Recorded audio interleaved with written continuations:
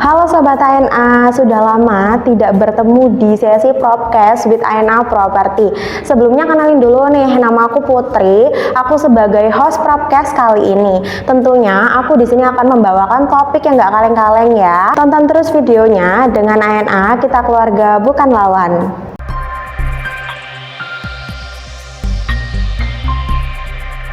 Oke guys, hari ini aku kedatangan tamu spesial yang tentunya punya semangat juang yang tinggi, tidak gampang goyah, dan sudah lama gak. Halo Bu Mita.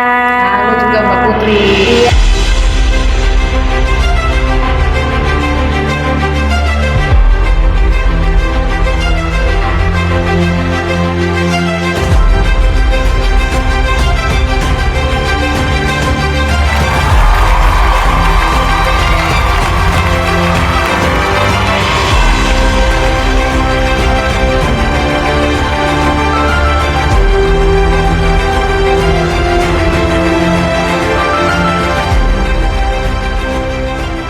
Kita pertama kali bertemu ya Bu ya.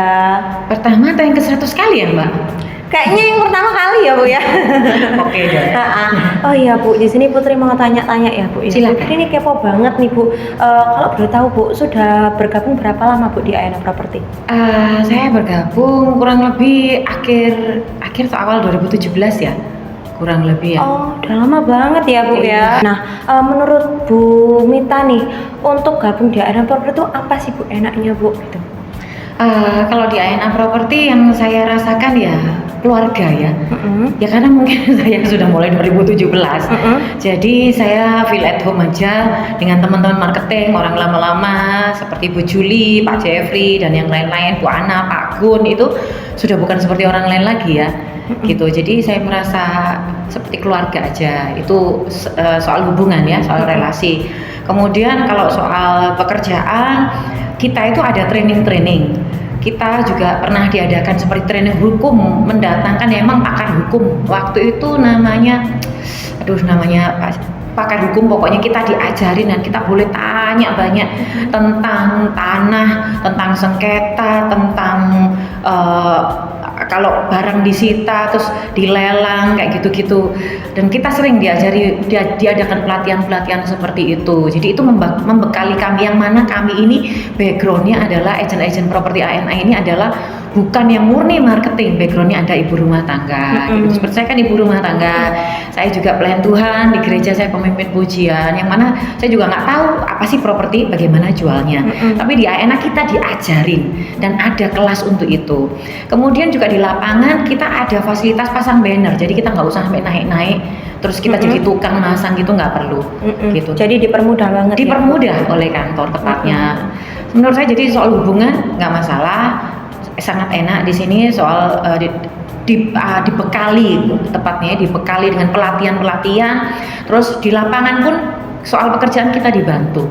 Bahkan kalau saya misalnya negosiasi yang kelihatannya alot sulit, saya telepon ke mentor saya, ke Ibu Juli, kalau mentok ke Bu Ana atau langsung ke Pak Gun biasanya. Dan mereka tidak pernah bilang urusan sendiri, tidak pernah. Mereka selalu mendampingi saya sampai settle. Itu yang saya suka.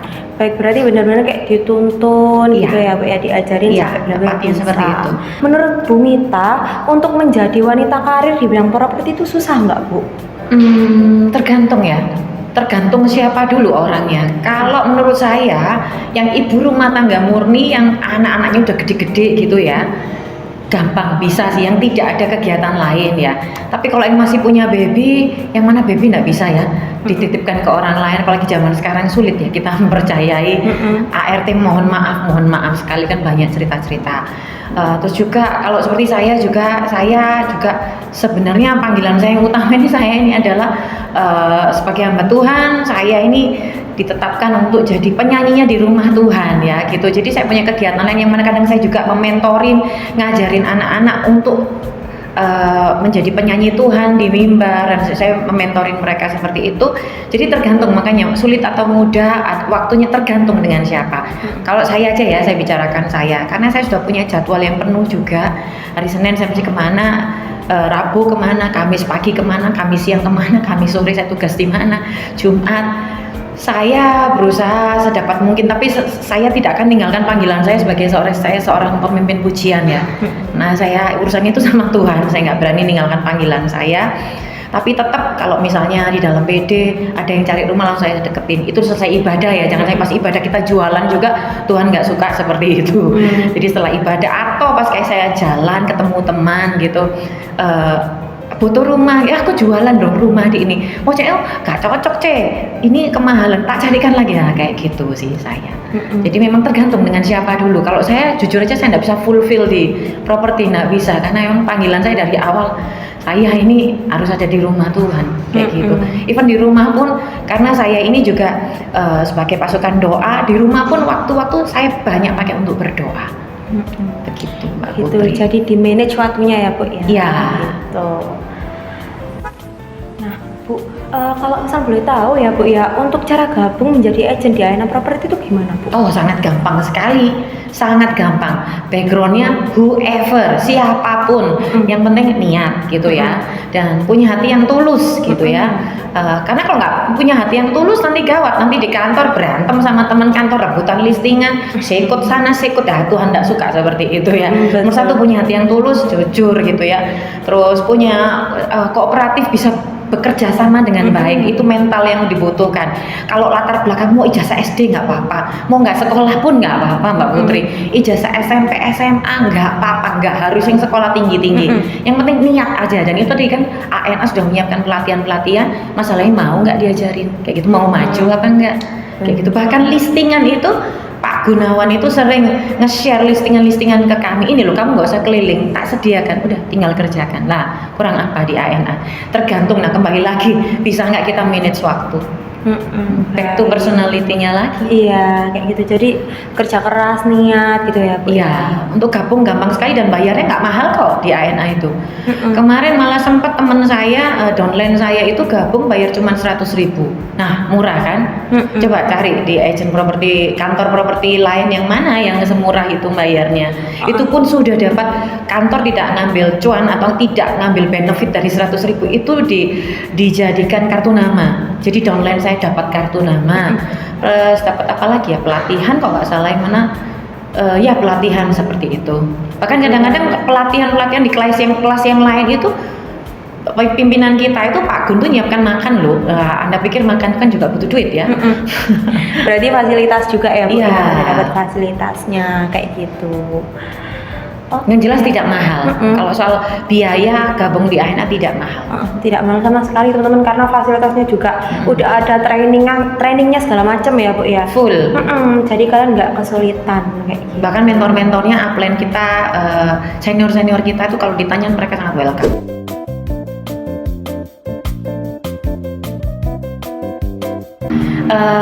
Kalau soal kesulitan gini Pak, properti itu sesuatu yang kita tuh harus belajar. Jadi setiap kita closing itu kasusnya pasti berbeda. Masalah yang kita hadapin adalah manusia, bukan benda mati ya. Memang propertinya ya, tapi yang punya properti kan manusia. Dan manusia itu kan punya sifat yang majemuk ya. Ada yang orang itu begini, kita ngadepinnya begini, kita ngadepinnya begini. Udah gitu properti itu sendiri kadang-kadang suratnya itu ada yang ternyata ini sudah meninggal, nggak ada SKW-nya. Nah harus ngadepin lagi loh. Mesti penetapan ke pengadilan negeri. Waktu itu saya pernah ngadepin surat yang mana pemiliknya itu KTP, KK, akte lahir tuh nggak sama semua kayak gitu. Nah ada satu cerita yang saya nggak akan pernah lupa. Jadi waktu itu ada klien lihat dari banner saya, Bu Mita saya mau lihat rukonya sekarang. Posisi itu mobil saya sedang dipreteli teknisi saya punya teknisi, bisa dibilang teknisi pribadi gitu, datang ke rumah, lagi bongkar-bongkar mobil saya. Terus saya bilang gini, Pak ini saya nggak mungkin ke sana, saya nggak ada kendaraan, saya bilang gitu. Gimana ya, saya bilang, Pak kalau misalnya besok gimana? Nggak bisa saya Bu, saya bisanya hari ini gitu. Waduh, nggak ada. Saya tahu kalau minta tolong teman-teman saya, belum tentu juga mereka mau, karena saya tahu teman-teman marketing saya juga mereka nggak nganggur.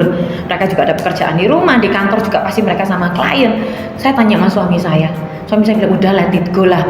langsung temukan sama pemilik itu berkat dari Tuhan. Suami saya bilang ya bener banget sih, itu kan berkat itu ya emang kita berusaha, tapi yang menentukan berkat siapa? Tuhan kan. Akhirnya apa yang saya lakukan, saya telepon pemiliknya, kok ini ada orang mau lihat ruko, aku minta tolong koko temuin ya, aku percaya mbak koko nggak akan tinggal saya. Oh oke Mita, sekarang koko meluncur. Jadi cerita antara pembeli dan penjual saya temukan langsung di ruko. Terus abis itu setelah itu pembelinya itu sangat jujur, saya puji Tuhan ya, dapat klien yang sangat baik. Jadi penjualnya, ownernya properti itu telepon ke saya, Mit, tadi Koko sudah ketemu, orang itu begini. Nah harganya rukonya Koko kan 1,3, dia nawar itu 900 kalau nggak salah. Gak boleh Mita, nih segitu Mita, wis tolong follow up ya Mita gitu. Akhirnya saya follow up. Seingat saya dealnya 1150 nggak salah ya, 1150 closing, dan saya closing akhirnya sampai terima fee, saya dan kantor puji Tuhan terima fee luar biasa. Jadi yang mana pembeli dan penjual saya pertemukan langsung, itu kasus pertama. Pernah juga waktu itu surat-surat soal IMB, pemilik ini ngomong ada IMB-nya. Nah saya kan menyampaikan ke pembeli berdasarkan keterangan pemilik ya. Iya ada kok Pak, ini IMB-nya, ternyata nggak ada.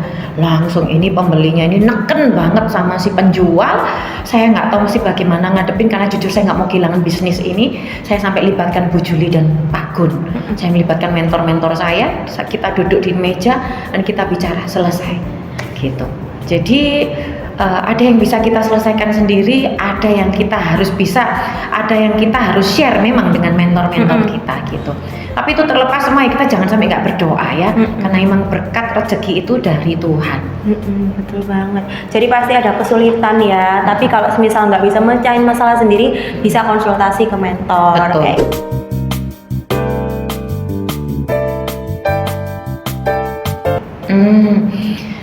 kalau ditawarin sering sih ya Mbak Putri ya, sering banget jalan di mall gitu. Loh, Cemita nih properti dah, ANA dah, gabung di tempatku aja, fee-nya lebih besar, bla bla. Nanti Cece dapat sekian, kalau kantornya Cece kan pasti dapat sedikit toh, bla bla bla bla.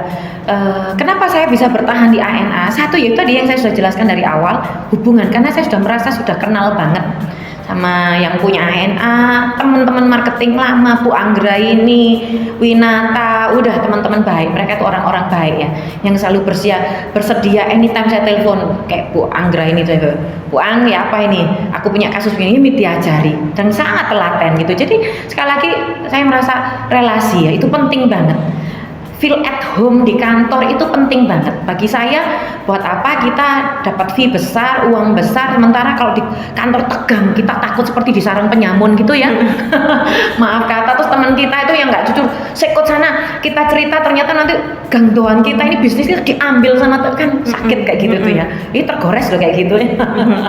Tapi saya nggak pernah temukan itu, saya semoga ya tidak ada di ANA seperti itu ya, semoga. Tapi saya pribadi tidak pernah mengalami seperti itu. Jadi saya kadang telepon Pak Winata, telepon Bu Anggra ini, telepon Bu Juli, itu mereka open banget. Dan dari luar saya sering ditawarin itu, ayo pindah yuk loh di ANA, ayo pindah gitu. Ini fee-nya lebih gede, nanti dapat begini. Saya maaf kata kok belum tertarik ya, gitu, karena saya merasa ini rumah saya. Gitu. Oke, baik. Jadi udah terlanjur nyaman ya teman-teman. Betul ya. Sekali ya. Karena udah seperti keluarga sendiri gitu. Pandangan apa sih yang membuat Bu Mita itu berteguh pegang pendirian di ANA Property gitu Bu? Apa sih istimewanya? Istimewanya karena saya menemukan orang-orang yang bisa dijadikan keluarga di sini. Itu istimewanya menurut saya. Kalau saya pindah ke tempat lain kan saya nggak kenal, 1, 2 ya nggak kenal, 3 ya saya nggak mengenal gitu. Jadi udah alasannya di ANA saya stay di sini karena saya mengenal gitu. Hubungan ya, sekali lagi ya hubungan. Terus saya juga, menurut saya juga belum hebat-hebat amat di ANA. Closing saya juga yang belum yang wow amat. Tapi juga dari pihak Pak Gun, dari pimpinan saya juga nggak pernah, udah Mit kamu tak pecat, kamu enggak juga gitu. Justru mereka berusaha ngerangkul saya, berusaha narik saya lebih dalam masuk ke ANA. Itu yang saya lihat sih gitu. Karena saya sendiri merasa saya belum hebat-hebat amat kok di ANA, saya masih harus banyak belajar. Kalau closing ya puji Tuhan closing ada, tapi belum sampai wow amat gitu. Tapi saya melihat mentor-mentor saya ini, orang-orang di atas saya ini baik mereka. Itu yang buat saya bisa bertahan di ANA.